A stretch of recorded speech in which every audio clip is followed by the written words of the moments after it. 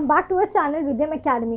तो आज हम जो है वो हिस्ट्री का सेकंड चैप्टर स्टार्ट कर रहे हैं, जो कि है इंडिया इवेंट्स आफ्टर 1960। हमने पहले लेक्चर जो है वो सोर्सेज ऑफ हिस्ट्री पे लिया था, तो आप जो है वो उस वीडियो की प्लेलिस्ट जो है वो ज़रूर चेकआउट करना, आई बटन पे जो है वो आपको मिल जाएगी। तो अब इस चैप्टर का नाम क्या है, हम हमेशा जो है चैप्टर का नाम तोड़ मोड़ के उसका मतलब ढूंढते हैं कि एक्चुअली में ये जो चैप्टर है कहना क्या चाहता है, ये बेसिकली इसके अंदर क्या कंटेंट है, ये आपको नाम से थोड़ा थोड़ा आइडिया तो आपको मिल ही जाता है। तो इस चैप्टर का नाम क्या है, इंडिया इवेंट्स आफ्टर 1960। इसका मतलब ये है कि 1960 और 1970 के डिकेड में, उस दशा में जो है वो क्या हो रहा था, कौन कौन से चेंजेस हुए थे इंडिया इवेंट्स में, कौन कौन से चेंजेस हुए थे, क्या क्या इवेंट्स हुआ था, या और ऐसे कौन से रेवोल्यूशनरी मूवमेंट हुए थे 1960 के टाइम पे। ये सारी चीज़ें जो है वो हम डिस्कस करेंगे इस चैप्टर में, यानी कि इंडिया इवेंट्स आफ्टर 1960। तो बेसिकली आप सबको पता है कि हमारे इंडिया को जो है वो आज़ादी कब मिली थी, 1947 में हमको आज़ादी मिली थी। और 1950 में, 1947 में क्या हुआ था, 1947 में हमको इंडिपेंडेंस मिला था,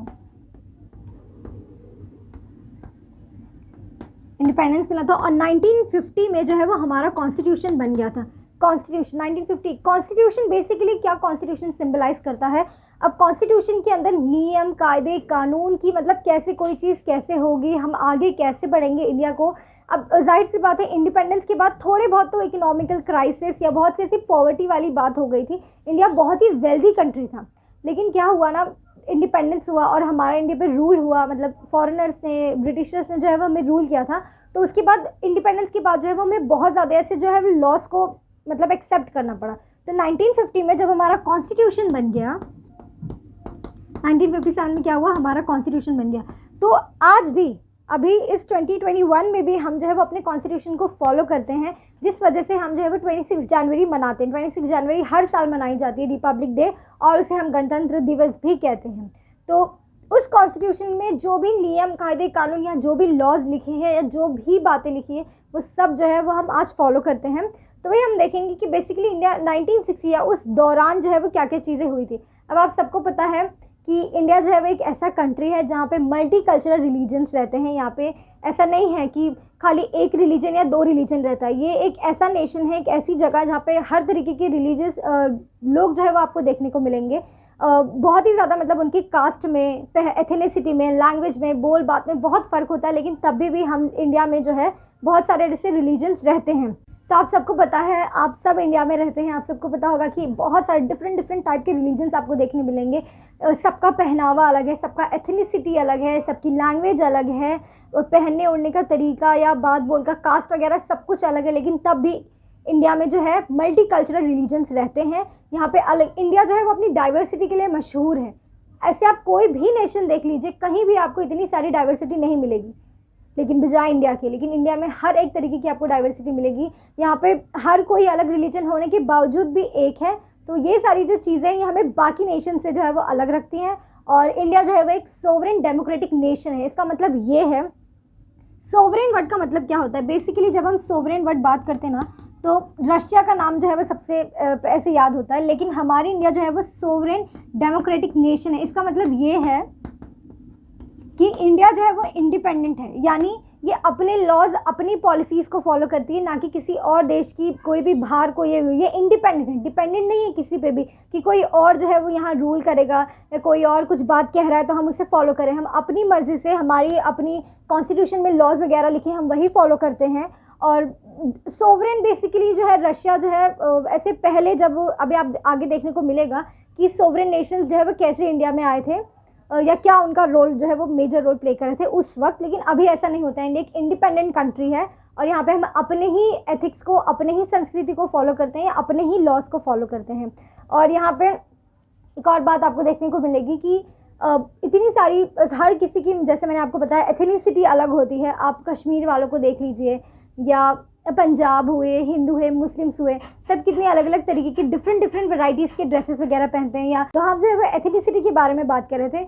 आपने देखा होगा, आप इंडिया में रहते हैं, हर किसी का पहनावा कितना अलग, कितना कलरफुल रहता है और वो कितना यूनिक लगता है। आपने राजस्थान में देखा होगा, जो राजस्थान की लेडीज़ होती हैं या वहाँ के जो जेंटलमैन होते हैं, वो लोग बड़ी बड़ी पगड़ी पहनते हैं, और वहाँ की लेडीज़ यहाँ तक का जो है वो कंगन पहनती हैं ऐसे। और पंजाब का तो आपने देखा ही होगा, वो पटियाला पहनते हैं, भरांदा लगाते हैं, या वहाँ के जो पंजाबीज़ में जेंटलमैन होते हैं वो पगड़ी पहनते हैं, और मतलब टर्बन हम उसे कहते हैं। और अगर आप साउथ इंडिया की बात करें तो वहाँ पे लुंगीज वगैरह पहनी जाती है। और गुजरातीज में देखें अगर आप तो वो लोग घाघरा चोली पहनते हैं। तो ऐसे अलग अलग कश्मीर में अगर हम बात करें तो उनका ड्रेस भी अलग तरीके का होता है। और ये सारी चीज़ें जो है भले डिफरेंट है लेकिन इंडिया में रहते हैं लोग तो ये सारी चीज़ें अच्छी लगती है, उसको कलरफुल बनाती है, उसे डाइवर्सिफाई करती हैं। तो इतनी सारी चीज़ अलग होने के बावजूद, संस्कृति अलग होने के बावजूद, कास्ट, रिलीजियन, लैंग्वेजेस, ये सारी चीज़ें अलग होने के बावजूद भी इंडिया में जो है वो इतने सारे लोग रहते हैं। इसलिए इंडिया को जो है वो मल्टी कल्चरल रिलीजन्स कहते हैं और वो जो है वो एक डाइवर्सिफाइंग नेशन है। और एक और बात अगर हम देखें तो आप सबको पता है इंडिया में जो है वो कितनी तरीके की लैंग्वेजेस बोली जाती है, आपको बहुत कम पता होगी। ऐसे नॉर्मली हिंदी, मराठी, उर्दू ये सारे आपको पता होगी, लेकिन इंडिया में कितनी एग्जैक्ट लैंग्वेज है आप जो है ये बात मुझे कमेंट सेक्शन में बताइए कि कितनी लैंग्वेजेस इंडिया में बोली जाती है और मदर टंग जो है वो कितने मदर टंग्स है, मतलब मेन मदर टंग जो है वो कितना है। जैसे तमिलनाडु में तमिल बोली जाती है, महाराष्ट्र में मराठी, लेकिन तभी भी मतलब बहुत सारे लोग रहते हैं तो अलग अलग तरीके की लैंग्वेज बोलते हैं। तो बेसिकली आपको बताना है कि इंडिया में कितनी तरीके की लैंग्वेजेस बोली जाती हैं और मदर टंग्स कितने हैं। ओके, तो जैसे मैंने आपको बताया था कि हमको आज़ादी जो है वो 1947 में मिली थी और ये भी बताया कि इंडिया जो है वो बहुत वेल्दी नेशन था। लेकिन क्या हुआ, बहुत सारे लोगों ने आके यहाँ पे रूल करके, गवर्न करके बहुत सारी चीज़ें जो है वैसे ले गए। तो इंडिया को जो है ना बहुत सारी पॉवर्टी फेस करनी पड़ी। लोग जो है 1947 के बाद, आज़ादी के बाद इकोनॉमिकल क्राइसिस, सोशल, कल्चरल, ये सारी चीज़ें जो है वो बहुत ही ज़्यादा तनाव बहुत ज़्यादा बढ़ता जा रहा था 1947 के बाद। तो उस वक्त क्या हुआ, अब इतनी सारी प्रॉब्लम्स अराइज की जा रहे थे तो उस वक्त ये सोल्यूशन निकला कि हम जो है वो इलेक्शंस कराते हैं। यानी कि इलेक्शंस आप सबको पता होगा वोटिंग करना। तो उस टाइम पे वोटिंग करने के बाद जो है हमारे पहले प्राइम मिनिस्टर कौन बने थे, पंडित जवाहरलाल नेहरू। हम आप सबको पता होना चाहिए कि हमारे फर्स्ट प्राइम मिनिस्टर इंडिया के कौन थे, जवाहरलाल नेहरू थे। तो सबसे पहले एक गवर्नमेंट का मतलब क्या होता है कि वो मेन फोकस करे कि वो जो है अब इंडिया जो है ऐसी कंडीशन में है उस वक्त, उस दौरान कि गरीबी जो है वो बहुत ज़्यादा थी। तो पॉवर्टी को इराडिकेट करना जो है वो मेन फंक्शन होना चाहिए। जैसे कि इलेक्शंस हुए, जीत भी गए, मतलब हमारे पहले प्राइम मिनिस्टर कन्नग भी हो गए जवाहरलाल नेहरू।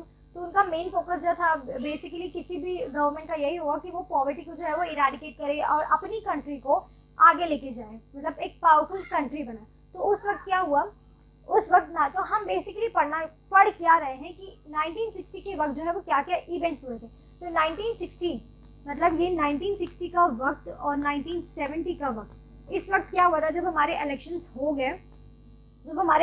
गए, हमारे प्राइम मिनिस्टर भी बन गए। कौन है, पंडित जवाहरलाल नेहरू। ठीक है, तो 1960 और 1970 के वक्त क्या हुआ था, बहुत ज़्यादा कॉन्फ्लिक्ट्स होने लगे थे, यानी कि बहुत ज़्यादा लड़ाइयाँ होने लगी थी कि कैसे क्या होगा। कह रहे थे कि नहीं ये गलत है, आप नियम कानून ऐसे बनाइए वैसे बनाइए। और सबका बेसिकली मेन फोकस यही था कि अपनी कंट्री को आगे लेके जाए और एक पावरफुल कंट्री बनाए। ठीक है, लेकिन नजरिया और तरीका गलत था उस वक्त कि कैसे मतलब क्या करना है। तो उस दौरान ना बहुत ज्यादा कॉन्फ्लिक्ट्स होने लगी। हमारे प्राइम मिनिस्टर तो बन ही गए थे, सोल्यूशंस तो निकल ही रहे थे, लेकिन स्टार्टिंग में 1960 1970 के वक्त उस दौरान जो है वो बहुत ज्यादा कॉन्फ्लिक्ट्स होने लगे थे। तो उस वक्त एक और चीज जो हुई थी वो ये थी कि हमारा जो अभी जो है गोवा है, गोवा, दीव एंड दमन। गोवा तो आपको पता होगा, गोवा एक स्टेट है, और दीव और दमन क्या है, हमारी दीव और दमन जो है वो हमारी यूनियन टेरिटरी है। आपको पता होगा यूनियन टेरिटरीज क्या होती है या स्टेट्स क्या होता है। गोवा क्या था, हमारा स्टेट था। तो उस वक्त मतलब 1960 और 1970 के दौरान जब वो हुआ था, हमारी आज़ादी हुई थी, उसके बाद इलेक्शंस के पहले गोवा, दीव और दमन जो था ना हमारा, ये किसके कंट्रोल में था, मतलब ये जो है पोर्चुगीज जो थे ना वो इसे रूल करते थे, गवर्न करते थे। मतलब पोर्चुगीज जो है इस पर कब्जा किए थे, गोवा, दीव और दमन वाले स्टेट पे, मतलब यूनियन टेरिटरी और स्टेट पे पोर्चुगीज जो है वो अपना रूल उन्होंने लागू किया था उस वक्त, उस दौरान, उस दशा में। तो क्या हुआ ना, बहुत सारे प्रॉब्लम्स होने लगे थे, ये उन पर रूल करने लगे थे, ऐसी बहुत सारी प्रॉब्लम हो गई थी। उसके बाद कुछ साल बाद पोर्चुगीज जो है वो रूल कर रहे थे गोवा, दीव और दमन में। तो इंडिया, मतलब हमारी कंट्री जो इंडिया है, इन्होंने क्या किया, इनकी हेल्प की और इनको जो है वो इंडियन फेडरेशन में मतलब असाइन कर दिया। जब इनको इनसे पोर्चुगीज ने क्या किया, रूल किया गोवा, दीव और दमन पे, मतलब ये यूनियन टेरिटरी और स्टेट पे। तो जब ये रूल कर रहे थे तो उस वक्त इंडिया ने जो है वो गोवा, दीव और दमन की हेल्प की, और ये जो है उस वक्त 1960 के दौरान में ही इंडियन फेडरेशन में जो है वो शामिल हो गए थे।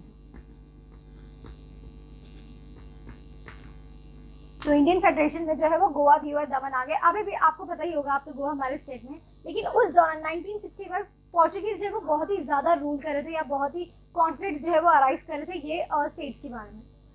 ओके, तो इंडिया ने जो है वो 1960 में गोवा, दीव और दमन वाला इशू तो सॉल्व किया और उन्हें जो है वो इंडियन फेडरेशन में शामिल कर दिया। अब 1962 में क्या हुआ, इंडिया और चाइना के बीच जो है वो कॉन्फ्लिक्ट हुई। अब ये कॉन्फ्लिक्ट किस वजह से हुई थी, इसका रीजन क्या था और कहाँ पे हुई थी? तो बेसिकली इंडिया और चाइना के बीच में जो टेंशन था या जो कॉन्फ्लिक्ट हुई थी वो किस वजह से हुई थी, नॉर्थन बॉर्डर के लिए। इंडिया और चाइना जो है वो नॉर्थ बॉर्डर के लिए दोनों में कॉन्फ्लिक्ट जो है वो अराइज हुई थी नॉर्दर्न बॉर्डर के लिए। और ये जो लड़ाई थी ये कहाँ हुई थी, मैकमोहन लाइन पे। और ये जो नॉर्दर्न बॉर्डर की लड़ाई है ना, ये 1952 से ही अराइज कर रही थी, लेकिन धीरे धीरे बहुत टाइम हो गया, थोड़ा दिन बाद 1962 में एट द एंड इसको रिजल्ट मिल ही गया कि दोनों में कॉन्फ्लिक्ट हुआ और नॉर्दर्न बॉर्डर जो है वो हमको मिल गई। ओके, तो इंडिपेंडेंस के बाद हमारे पहले प्राइम मिनिस्टर कौन बने थे, पंडित जवाहरलाल नेहरू बने थे। और उस वक्त उन्होंने क्या किया था, इंडियन फॉरेन पॉलिसी, उन्हें जो है वो आर्किटेक्ट कहा जाता था इंडियन फॉरेन पॉलिसी का। ओके, तो पंडित जवाहरलाल नेहरू को क्या कहा जा रहा था कि वो जो है वो आर्किटेक्ट है इंडियन फॉरेन पॉलिसी का। अब फॉरेन वर्ड सुन के आपको ये लगा होगा कि फॉरेन मीन्स कोई घूमने के लिए, ऐसे नहीं। उन्होंने ये जो पॉलिसी निकाली थी, इंडियन फॉरेन पॉलिसी क्यों निकाली थी, ताकि फॉरेन से जो लोग आए वो बिजनेस में इन्वेस्ट कर सके। अब जब हम अपने कॉन्टैक्ट जो है वो आगे, अब इंडिया जो है आज़ादी के बाद हमें बहुत ज़्यादा पॉवर्टी हो गई थी, लेकिन धीरे धीरे हमारी कंडीशन में जो है वो सुधार आ रहा था इलेक्शंस के बाद। तो उन्होंने ये जब इंडियन फॉरेन पॉलिसी का उन्होंने जो है वो इंट्रोडक्शन दिया था, ये जब ये चालू हुई थी तो बहुत सारे लोग जो है वो बिजनेस करने के लिए आ रहे थे इंडिया से। ऐसे मतलब उस टाइम पे बहुत से ऐसे काम होते होंगे जो वहाँ नहीं होते होंगे फॉरेन में, तो वो यहाँ से लेते थे, यानी इंपोर्ट एक्सपोर्ट ये सारा बिजनेस जो है वो चालू हुआ था वहाँ पे, जिसने जो है वो बहुत ही ज़्यादा बेनिफिट दिया था इंडिया को उस वक्त। और एक और चीज़ आपको देखने को मिलेगी, इंडियन फॉरेन पॉलिसी जब होने लगी तो बहुत ज़्यादा मतलब हमको जो है वो तरक्की मिलने लगी, प्रोग्रेस करने लगी, हम डेवलप करने लगे। लेकिन 1964 में क्या हुआ, पंडित जवाहरलाल नेहरू का जो है वो डेथ हो गया था। तो उसके बाद क्या हुआ, अब हमारी गवर्नमेंट जो है, हमारी सरकार जो है वो टूट चुकी, तो तुरंत हमको जो है वो कोई ना कोई और प्राइम मिनिस्टर जो है वो चाहिए होगा। तो उनकी डेथ के बाद यानी कि 1964 के उस दौरान में तुरंत ही जो है वो लाल बहादुर शास्त्री हमारे जो है वो प्राइम मिनिस्टर बने दूसरे, यानी कि पहले तो थे हमारे पंडित जवाहरलाल नेहरू और उसके बाद जो है वो लाल बहादुर शास्त्री बने इनकी डेथ के बाद 1964 में। अब लाल बहादुर शास्त्री का आपको जो है वो स्लोगन याद ही होगा, जय जवान जय किसान। तो उन्होंने जो है वो एग्रीकल्चर चीज़ों को जो है वो बहुत ज़्यादा प्रमोट किया, उन्होंने भी जो है वो बहुत ज़्यादा मतलब अच्छे अच्छे काम किए थे। अब इसके बाद क्या हुआ, 1964 में ही मतलब 1965 में इंडिया अब इंडिया जो है वो जैसे नया नया नेशन था, नई नई हमारी गवर्नमेंट बनी थी, तो उस वक्त जो है वो कॉन्फ्लिक्ट जो है वो थोड़ा ज़्यादा होने लगा था। पहले चाइना से हुआ, गोवा, दीव और दमन को तो इंडियन फेडरेशन में ले ही आए। तो अब क्या हुआ, 1965 में कश्मीर इशू होने लगा। अब ये कश्मीर इशू जो है वो किसके बीच में था, हमारा इंडिया और चाइना का कॉन्फ्लिक्ट कौन से टेंशन की वजह से हुआ था, नॉर्दर्न बॉर्डर की वजह से। अब ये 1965 में जो कश्मीर इशू हुआ था, ये जो है वो किसके किसके बीच में हुआ था, तो कश्मीर इशू जो है वो इंडिया और पाकिस्तान के बीच में हुआ था। अब यहाँ पे क्या हुआ, जब कश्मीर इशू जो होने लगा इंडिया पाकिस्तान के बीच में, उस वक्त जो है एक नया नेशन आया। अब जवाहरलाल नेहरू ने क्या किया था, इंडियन फॉरेन पॉलिसी जो है वो स्टार्ट कर ही दी थी, तो उस वक्त जो है वो सोवरेन नेशन आया जो कि क्या करा रहा था, सुलह करा रहा था दोनों के बीच में। मतलब वो वैसा सुलह नहीं कि कश्मीर इशू मतलब किसको मिलना चाहिए, ये लड़ाई कैसे होनी चाहिए, ये सारी चीज जो है वो सोवरेन नेशन आके मतलब सुलह कराने लगे। और उस वक्त सोवरेन नेशन क्या था, रशिया था। मैंने आपको स्टार्टिंग में इंट्रोडक्शन में ही बताया था कि इंडिया जो है वह सोवरेन डेमोक्रेटिक नेशन है, लेकिन क्या है, सोवरेन नहीं, खाली डेमोक्रेटिक नेशन है, यानी कि इंडिपेंडेंट है। उस दौरान ये लोगों ने अब बिजनेस जो है वो कॉन्टैक्ट्स होने लगे थे, तो ये जो है वो हेल्प करने आ गए थे, सुलह कराने आ गए थे, और एट द एंड हमको जो है वो कश्मीर मिल ही गया इंडिया को। और उसके बाद 1965 में, अब ये इश्यूज तो हो गए हमारे, 1965 में जो है वो लाल बहादुर शास्त्री की भी डेथ हो गई। ओके, तो जैसे मैंने आपको बताया 1965 में जो है वो इंडिया पाकिस्तान के बीच में जो है वो कॉन्फ्लिक्ट हुई थी, और वो टेंशन किस वजह से अराइज हुई थी, कश्मीर इशू की वजह से जो है वो अराइज हुई थी। तो अब जाना ये है, उस वक्त हमारे प्राइम मिनिस्टर कौन थे, लाल बहादुर शास्त्री जो थे हमारे प्राइम मिनिस्टर थे। तो अब कश्मीर इशू जब हुआ इंडिया और पाकिस्तान के बीच में, तो सोवरेन नेशन रशिया जो है वो ये दोनों के बीच में जो है वो सॉल्व करा रही थी इशू, कि हाँ मतलब ऐसे वैसे सॉल्व हो जाए। लेकिन ये जो इंडिया और ये जो कश्मीर इशू था ये 1965 में नहीं अराइज हुआ था, उससे पहले ये इशू था। और इसकी जो दरखास्त थी वो हमारे पहले प्राइम मिनिस्टर पंडित जवाहरलाल नेहरू ने यूएनओ में, अब आपको पता हो यूएनओ अगर आपको नहीं पता है तो इसका फुल फॉर्म होता है यूनाइटेड नेशन ऑफ ऑर्गेनाइजेशन। और यहाँ पे हर तरीके मतलब जितने भी नेशंस होते हैं सबकी जो है वो बैठक होती है यहाँ पे, और ये जो है वो एक तरीके का आप समझ सकते हैं कि कोर्ट जैसा है जहाँ पे सुनवाई होती है। तो कश्मीर इशू की जो मतलब दरखास्त लेके गए थे पंडित जवाहरलाल नेहरू, उसकी सुनवाई जो है वो आज तक नहीं हुई है यूएनओ से।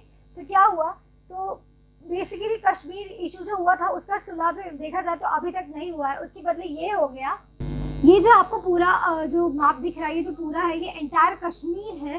लेकिन क्या हुआ, ये जो आपको दिख रही है यहाँ पाकिस्तान है और ये जो है वो हमारा चाइना है। चाइना का वॉर कब हुआ था, 1962 में हुआ था नॉर्थन बॉर्डर के लिए। तो ये जो जगह है ये है पाकिस्तान ऑक्यूपाइड कश्मीर और वो है लाइन ऑफ कंट्रोल और ये है लाइन एक्चुअल कंट्रोल। तो हुआ क्या ना कि जो कश्मीर है ये तो पूरा एंटायर कश्मीर है, लेकिन कश्मीर का आधा पोर्शन जो है वो पाकिस्तान में है, आधा चाइना में है, और उसका हाफ पोर्शन से भी अगर देखा जाए तो वो जो है वो इंडिया में है। तो ये हुआ कि कश्मीर का जो इशू है वो अभी तक सॉल्व नहीं हुआ है, लेकिन इंडिया मतलब जो कश्मीर है ना वो इंडियन कॉन्स्टिट्यूशन को फॉलो करती है। अभी आर्टिकल 370 के तहत जो है वो फॉलो करती है इंडियन कॉन्स्टिट्यूशन को, और वहाँ पे जो है वो इंडिया का फ्लैग भी लहराया जाता है। तो 1966 में क्या हुआ, अब हमारे जो लाल बहादुर शास्त्री थे उनकी डेथ हो गई और उसके बाद हमें जो है वो नए प्राइम मिनिस्टर की ज़रूरत थी। तो 1966 में देखो जब किसी की भी डेथ हुई है उसके तुरंत बाद जो है वो हमें सरकार की ज़रूरत थी, तो तुरंत जो है वो सरकार बन गई। तो 1966 में हमारी पहली फीमेल प्राइम मिनिस्टर इंडिया की बनी थी जो कि थी इंदिरा गांधी।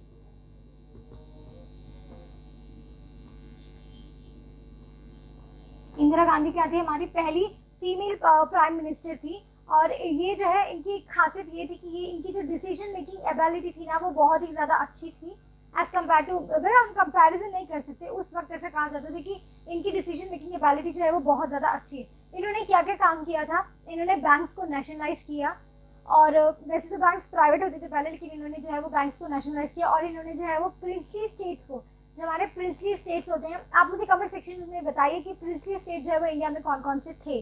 तो उन्हें जो है वो पेंशन देना बंद करा दिया था हमारी प्राइम मिनिस्टर ने, इंदिरा गांधी ने। और उस वक्त जो है वो एक और मूवमेंट, जैसे कि आप देखेंगे इंडिपेंडेंस के बाद जो है वो खाली हर साल ऐसे जब जब हमारे प्राइम मिनिस्टर बदले हैं तब तब जो है वो कॉन्फ्लिक्ट अराइज हुआ है।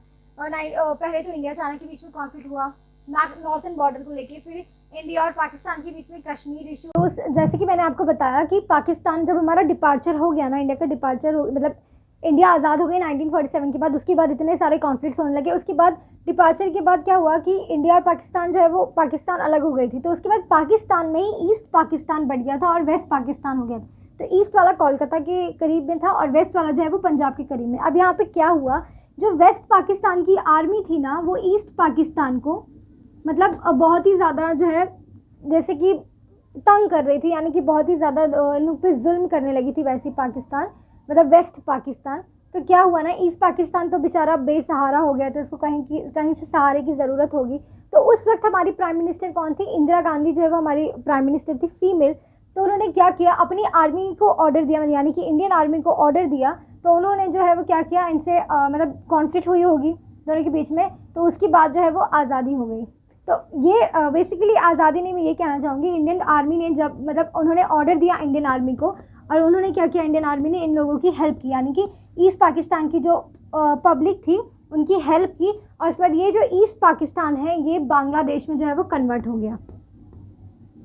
तो क्या हुआ, ईस्ट पाकिस्तान और वेस्ट पाकिस्तान, तो इंडियन आर्मी के प्राइम मिनिस्टर के ऑर्डर देने पे इंडियन आर्मी ने जो है वो ईस्ट पाकिस्तान की हेल्प की, और ये ईस्ट पाकिस्तान जो है वो बाद में बांग्लादेश में जो है वो कन्वर्ट हो गया। इन्होंने एक अपनी जो है वो एक स्टेट बना ली और वेस्ट पाकिस्तान अपनी ही जगह पे मतलब रह गया। तो उस वक्त ये क्या हुआ, तो वेस्ट पाकिस्तान से जो कॉन्फ्लिक्ट अराइज करा था, आपके टेक्स्ट बुक में इतना ही लिखा है, वैसे इसकी जो है वो एक बहुत ही डिटेल स्टोरी है, लेकिन जितना मेंशन किया हम आपको उतना ही बता रहे हैं, लेकिन उससे थोड़ा सा एक्स्ट्रा लेवल बताएं। तो वेस्ट पाकिस्तान में जो ये मूवमेंट था वो किसने स्टार्ट किया था, शेख मुजीबुर रहमान करके आपके टेक्स्ट बुक में नाम मेंशन किया गया है। और उस मूवमेंट को जो है वो मुफ्ती बाहिनी मूवमेंट कहा जाता है। जब ये राइवलरी पाकिस्तान आपस में ही ईस्ट और वेस्ट में करने लगे थे, तो बाद में ये तो बांग्लादेश में कन्वर्ट हो गया। तो हमारी प्राइम मिनिस्टर जो है वो इंदिरा गांधी थी। तो नेक्स्ट लेक्चर में हम जो है वो अभी हमने क्या देखा 1960 के सारे इवेंट्स देखे कि 1960 से 1970 में क्या क्या हुआ। नेक्स्ट लेक्चर में हम जो है वो 1970 और 1980s के बीच में क्या हुआ था। आज के लिए बस इतना ही। आपको लेक्चर कैसा लगा कमेंट सेक्शन में ज़रूर बताइएगा और हमारे चैनल को लाइक शेयर और सब्सक्राइब करना ना भूलें। Thank you.